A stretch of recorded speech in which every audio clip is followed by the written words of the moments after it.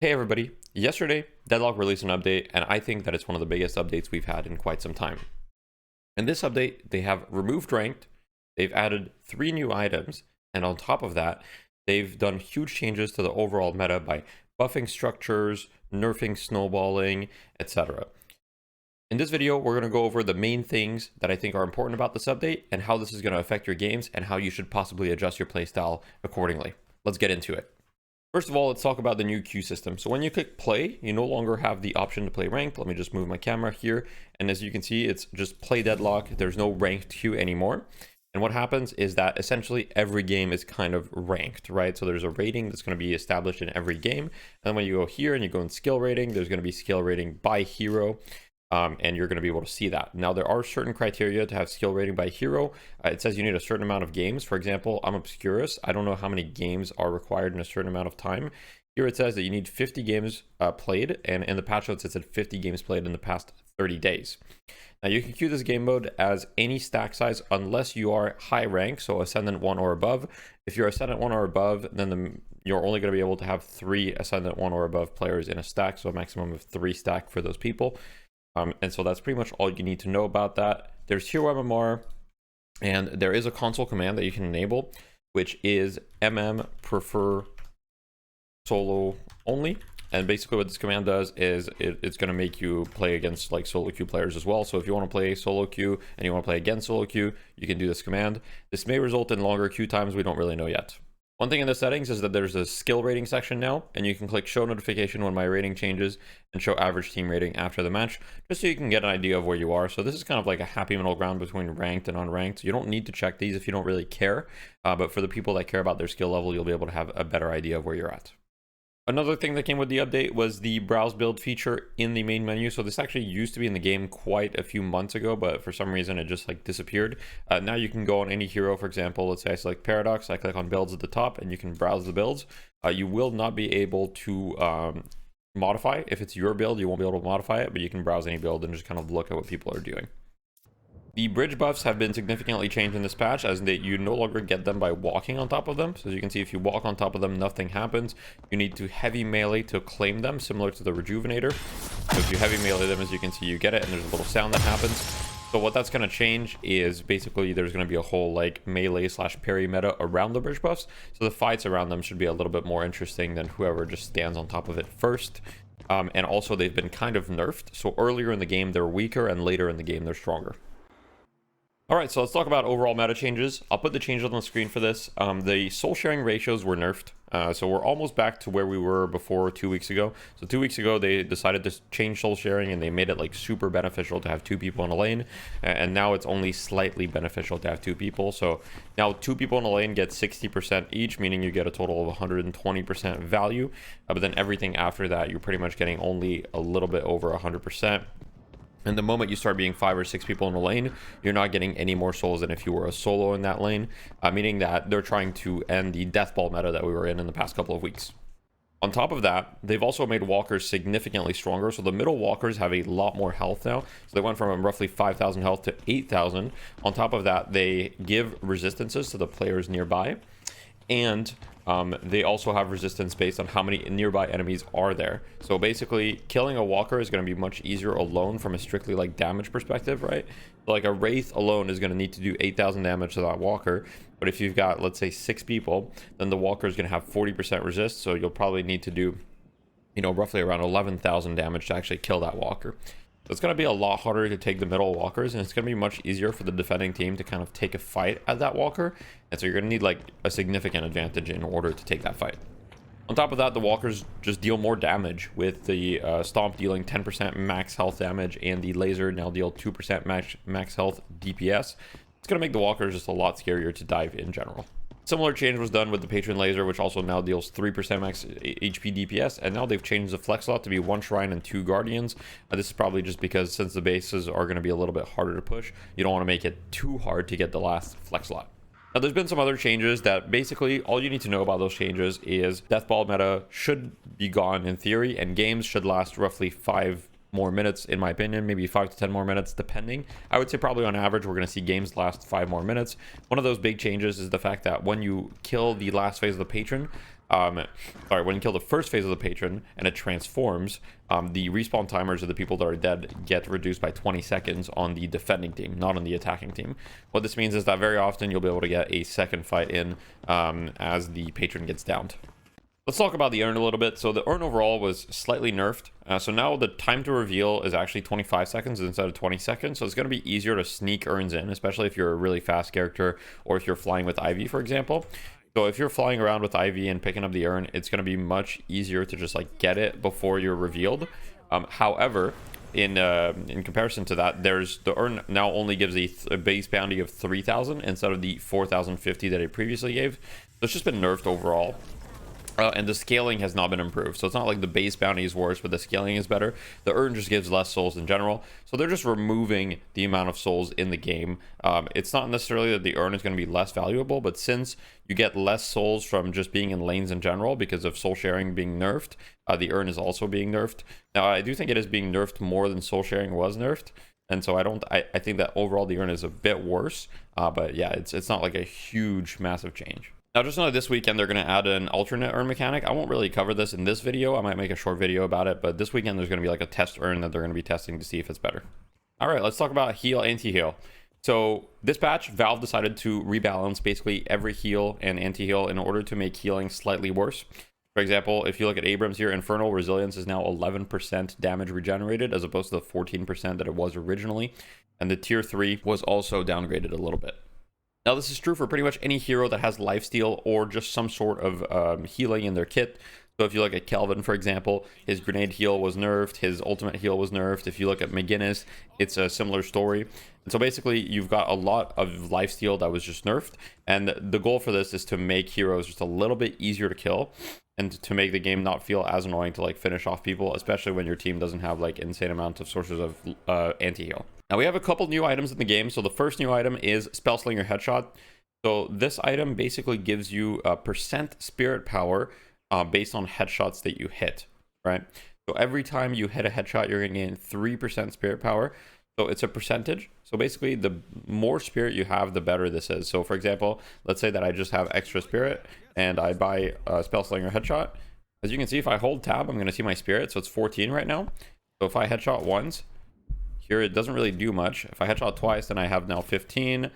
And then as you can see, it's not really going up much because this is a percentage base, right? And since I have very little spirit, it doesn't actually really do anything, right? So don't buy this item too early because too early it's useless. However, if you have a lot of spirit, let's say that you've got, I don't know, Boundless, you've got Arcane Surge, which is another new item we'll talk about, Diviner Scavlar. Let's just say you have really like a ton of spirit. So here I have 140. Every time I get a headshot, I'm going to get a headshot here. I get 4 spirit, right? And this can stack up to 12 times for a total of 36% spirit. Basically, like, this is going to be kind of like a late game item. I don't think this is going to be an item worth rushing in a lot of situations. But once you get to the late game, if you are a spirit build, this will be able to give you like a ton of spirit for sure. As you can see, I'm now at 190 spirit, like almost 200. And I don't, there's a bunch more spirit that I could get from different items.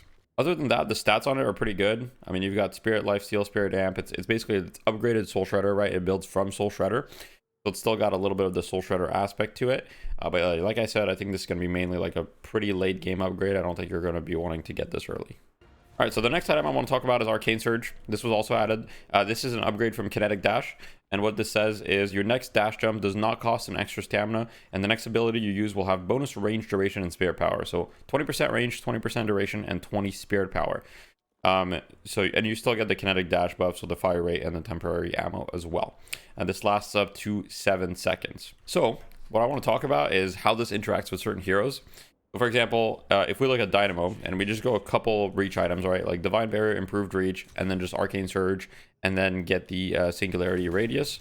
Here's what your black hole looks like with this item. As you can see, my black hole is insanely big. And this item is probably not okay on Dynamo, and I'm sure that there's other heroes that it's not okay on. For example, on Viscous here, you can simply just go improved reach on the ball, and then you just go, Divine Barrier, which, by the way, Divine Barrier has range now, not healing Nova. And then you go Arcane Surge, and as you'll be able to see, my ball will just be absolutely massive. So this is just a huge ball for not that much investment, all things considered. And Arcane Surge is going to give you that duration on the ball as well, which you want. And so all in all, it's going to be a pretty good item for heroes that are, pretty dependent on their ults, because you can amp your ult quite significantly for not that much investment. I mean, it's 4,200, but it gives you kinetic dash, which is just a really good item to have in general. And it also gives you +1 stamina and movement slow resist. So overall, I think this item, it might be a little bit too strong on certain heroes, but we'll see. Next item I want to talk about is Spirit Snatch, new item. So it's got melee damage, bonus health, spirit resist, and sprint speed. And its passive is when you perform a light or heavy melee attack against a hero, the attack deals extra spirit damage and steals spirit resist and spirit power. So this means you take away the spirit resist from them. So they get -12 and you get +12, right? So this is going to be particularly powerful on heroes that like to go in. I'm thinking maybe Shiv, I'm thinking Yamato. Viscous obviously can apply to a lot of people with his puddle punch, but more importantly is it's a light or heavy melee, so it's very easy to apply. Like Bebop can apply it as well. And this seems like particularly strong because it gives you 26 spirit power, and it can stack when you do it on multiple different targets. This is an upgrade to Spirit Strike. I love seeing more upgrades into the game, so I'm really excited to see what people do with this one. There's a lot of other item changes, but I don't want to go into all the details. I'll put the patch notes down below if you want to look at all the numbers. There's a lot of slight number changes. For example, debuff reducer being, nerfed by 2%, reactive barrier being nerfed by 50 shields, etc.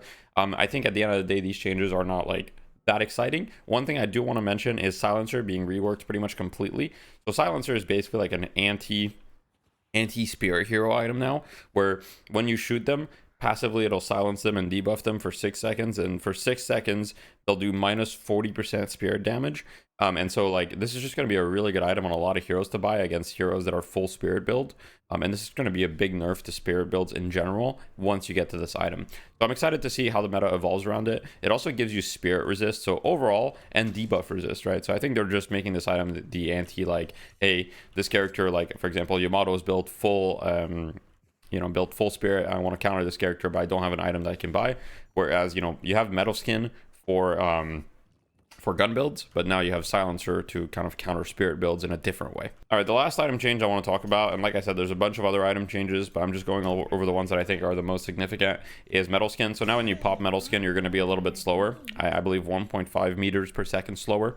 This is a great change because metal skin was just like such a powerful item even after the nerf, and it's still going to be powerful. It's just now you're going to move a little bit slower, and I really like this change because you're made of metal. It should feel like you're slower, etc. So I think it's a great change. All right, so let's talk about hero changes. So there's actually not a ton of heroes that they nerfed. I would say that there's a decent amount of reworks and slight buffs, but in terms of nerfs, there's actually not that many. So let's start with the nerfs. With the nerfs, we've nerfed Warden. So Warden's just been nerfed from a numbers perspective.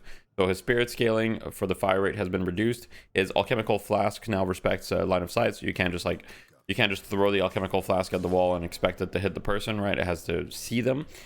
His last stand cooldown was increased by 2 seconds. I know, big deal, right? And the last instance resistance was during channel was actually increased. So this is not a nerf, but everything else has been a nerf. So slight Warden nerfs, but shouldn't really change a whole lot for the hero. Yamato has been nerfed as well, a decent amount, right? It's nothing crazy, but basically you don't heal when you ult anymore. So when you ult, you no longer heal, you now heal on kill. So if you kill someone, you get 15% of your max health, and your tier 3 for your ult got an extra second. And they fixed some issues where your power slash would hit heroes behind cover. So we'll see how accurate this is, but regardless, slight Yamato nerfs. Mirage also got some slight nerfs. Tornado doesn't go nearly as far as it did. It goes a slightly shorter distance. And on top of that, you can no longer use Tornado while immobilized. So this impacts, I think, mainly Warden Cage. I don't know if there's any other interactions, maybe. But before, if you were Warden Cage, you could simply just Tornado out of it, which is kind of dumb. On top of that, the cooldown for your ultimate has been increased by 15 seconds, so another Mirage nerf. Viscous Puddle Punch can now be parried, right? So I haven't actually seen anyone parry it yet, but it can be parried. This does not stun Viscous. This just makes it so you don't take damage from the Puddle Punch, right? So that'll be very interesting. I'm kind of interested to see them add more abilities that interact with parry in a different way. I think parry is kind of a cool mechanic, and having abilities that you can parry sounds kind of fun, but I guess we'll see how it plays out since this just got added yesterday, and I have not seen it in play yet. All right, let's talk about a few characters that got buffed or reworked. As far as nerfs, I forgot Wraith. Wraith did get nerfed a little bit as well. So Wraith's full auto got nerfed slightly, and her ult now causes people to kind of move up and down a little bit, right? So if I hold the target dummy, as you'll see, it moves up and down a little bit. So this is going to make it much harder to just like do all headshots on a target when you're ulted. You're probably going to go for body shots mostly now, just to hit every single shot. All right, so Vindicta got some slight nerf slash rework. So the bird basically lost the tier 3 upgrade, which was plus 3% bleeded, 40% anti-heal. And now what it does is it does minus 12% spirit resist and bullet resistance. So here, for some reason, it only says spirit resist on the tooltip, but it's actually both. So as you can see, minus 18% bullet resist and spirit resist. So this is going to be pretty good considering it ricochets. And so we might be seeing some support Vindicta again, right? Especially with the stake giving plus tether duration now as well when you max it. So when you max the stake, it's actually like lasts for quite a long time. And on top of that, you've got bullet resist reduction and spirit resist on your bird. So I think we might be seeing some support Vindicta again, but I guess we'll see. Shiv pretty much got buffed all around. Shiv was not bad before. He was actually already pretty good, I think. He was very playable. And now he got buffs all around. And I played him yesterday in scrims, and he felt pretty good. And so I don't know exactly what the build is. I've been trying different things. I'm going to keep experimenting with it, and we'll see what the build is. But yeah, Shiv feels strong. Pretty much everything about him was buffed early on, right? So they just made it so he has more damage bonus from full rage early on. He has more range from his ult. They gave it an extra meter. His slice and dice base damage is higher. Slice and dice cooldown is lower, etc. Like I said, you can check the patch notes if you want to see all the numbers, but Shiv overall was pretty much buffed all around. Maginnis turrets might be back. So Maginnis turrets now take 3 seconds to kill no matter what, right? So basically, if you put a turret down, it's guaranteed to last for a minimum of 3 seconds. So I guess we'll see how this impacts the game. Yesterday, I was doing some testing with Boink, and it seems to be pretty crazy, like potentially broken. But we'll see how this plays out. But basically, the turret build should be a lot better. And other than that, there hasn't been like a ton of changes to Maginnis. It's mostly just turrets changes. Now they don't scale with health. They have lowered spirit resist. And on top of that, she has a higher bullet velocity. So her bullets travel a little bit faster, which is a buff to her gun build. But no crazy changes other than that. So Haze is obviously the big winner of this patch, I would say. So Haze got a lot of changes, right? And I'm not going to be able to read all of them. And so I'm just going to go over the biggest ones, right? So first thing, you have a new tier 3 upgrade for Smoke Bomb, which enables charges and grants you phase out of the world for 0.5 seconds, right? When you do it, as you can see, there's like a little thing around me. And I'm basically phased out of the world for 0.5 seconds. This allows me to dodge abilities, and I can't be hit during this time, right? So if I spawn Infernus as an enemy, make it my mimic, and then we just shoot, I phase out of the world. As you can see, he can shoot, and for 0.5 seconds I don't take damage. After that, of course, I do still take damage. So let me just do that again for you guys to be clear. So we're shooting, phase out of the world, I don't take damage for a little bit, and then I still take it. So 0.5 seconds. It's pretty interesting. This will make it so Haze can dodge abilities, and it's going to be like a very high skill ceiling thing, right? So you'll be able to dodge Wraith ult. You're going to be able to dodge all sorts of ult with this one. You'll also be able to buy charges. So with rapid recharge, the cooldown between charges is going to be not that short, I believe. With rapid recharge, the cooldown between charges is going to be roughly around 4 seconds, it seems.